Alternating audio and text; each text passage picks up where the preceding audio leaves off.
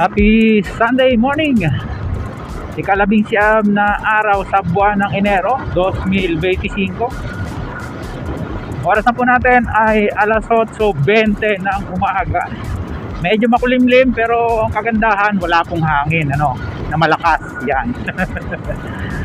Good morning, good morning! Kasalukuyan nasa lalawigan po ulit tayo ng Cavite. At i-update man po natin sa inyo ngayon itong pinakamahabang bypass road dito sa Cavite area. Ito pong east-west lateral road, at ang pupuntahan po natin ay unahin po natin itong Indang East section, dahil kasalukuyan ay nandito po tayo sa bayan ng Indang. Yan. Alamin po natin yung mga latest development dito. Mayroon po tayong more or less ay 2 months na yung lingdag natin dyan. Kaya kumustahin natin yung mga latest development, no? Huling punta natin dito yung tulay dito nga po pala tayo mag-uumpisa sa Barangay Buena Cerca. Itong pagtawid ng Indang Mendez Road, no? Susubukan natin kung tayo papayagang makadaan, dahil nakita natin na igawa na yung tulay. Kaya yung padiretsong yan, oh.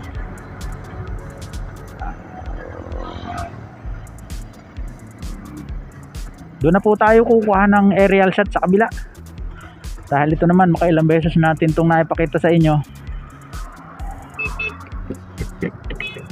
Pwede na, may dumaan na nagtitinda ng oh. Oo, pwede na dumaan. Nakakadaan na, kuya? Nakakadaan na? Dito lang po kayo?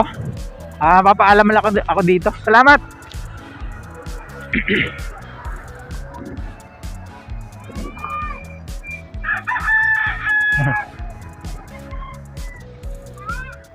Kuya, good morning. Nakakadaan na po kaya hanggang sa kay Quit?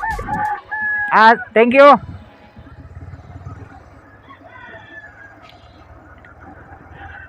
Ayan, ito na po yung tulay dito sa may Barangay Buena Cerca. Unang tulay, no? Nakatambak dito yung mga lamppost. Ayan, no? I-install po nila yan dyan sa katagalan. Nakita nyo dyan sa bungad po ng ating video ay ang tataas ng mga poste dyan, no? Dito sa bahagi ng Indang. Tila solar po ata yung i-install dyan. Inuumpisahan na rin sementuhin.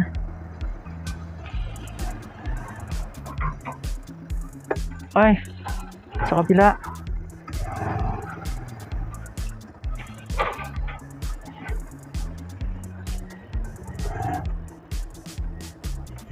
Doon daw sa kabila. Yun, sa kabilang gilid.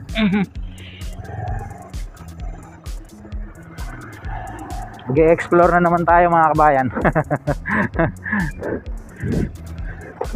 Dito, yan. May dasto nga ng motor.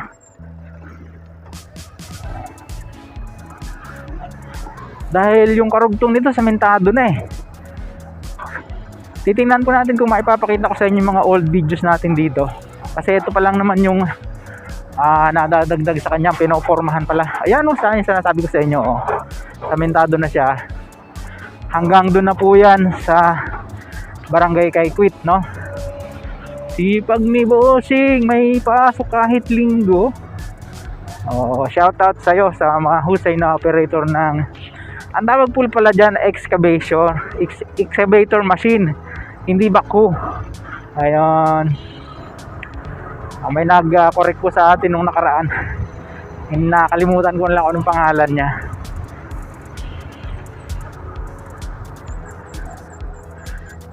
Wait lang ha. May nakakalimutan lang akong i-shoutout. Ganda ng lugar dito. Check po natin. Baka magtampo eh.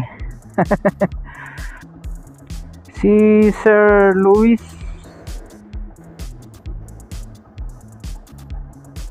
Ayan. Nag-comment po siya dun sa ating vlog. Diyan sa Calac, si Sir Luisito Audrey. Maligayang panonood po, Sir Luisito. Shout out po sa'yo, good morning. Saan man po kayo naroon. Ayan, didiretsuhin po natin ito. Nakakalimutan kong tingnan kanina yung kanyang pangalan. Baka naman magtampo. Dahil nagpapa-shout out siya. Maligayang panonood po sa lahat ng ating mga taga-subaybay. Anumang oras kayo datmin. Samantala, baka po pwedeng humiling sa inyo ng isang munting suporta sa pamamagitan po ng pag-click ng ating subscribe button. Di ba napakabilis Ito yung hindi natin matawid-tawid nung nakaraan nag-uulan. Morning sir. Dahil napakaputik dito, tingnan naman yung tambak Ayan. Pagtawid po natin ito po ay Barangay Kaikwit na. Dito po sa bayan ng Indang sa Cavite. Nasa Indang East section po tayo ng East-West Lateral Road. Ngunit pagtawid po natin dyan sa bahagi na yan po ay lupa pa. Ito po yung Indang Barangay Kaikwit Road. Barangay Road po yan. Ito yung palabas ng Indang proper. Maganda yung kalsada nila, malapad no? Ayan. Ito po ay lupa pa lang, nabuldos na ito pero hindi pa siya nauumpisahan na patagin uli at lagyan ng forma para masimento. Parang inuunan nila yung mga tulay dito.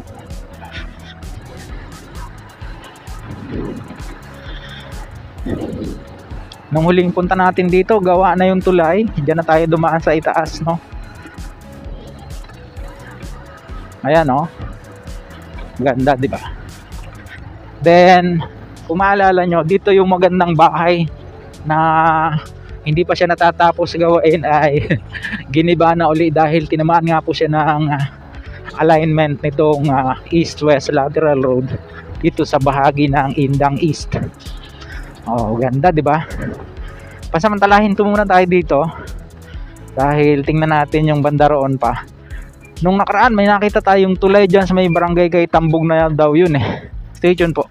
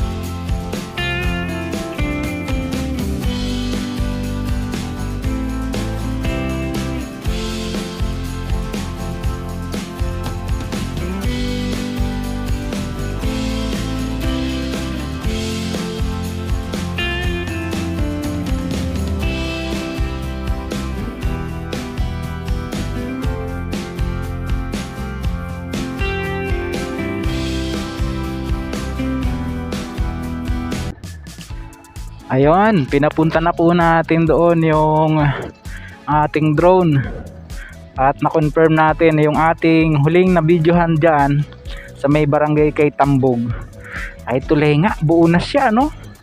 Tapos itinulak pa banda roon at mayroon pang isang ginagawang tulay, mas mataas yata kaysa rito.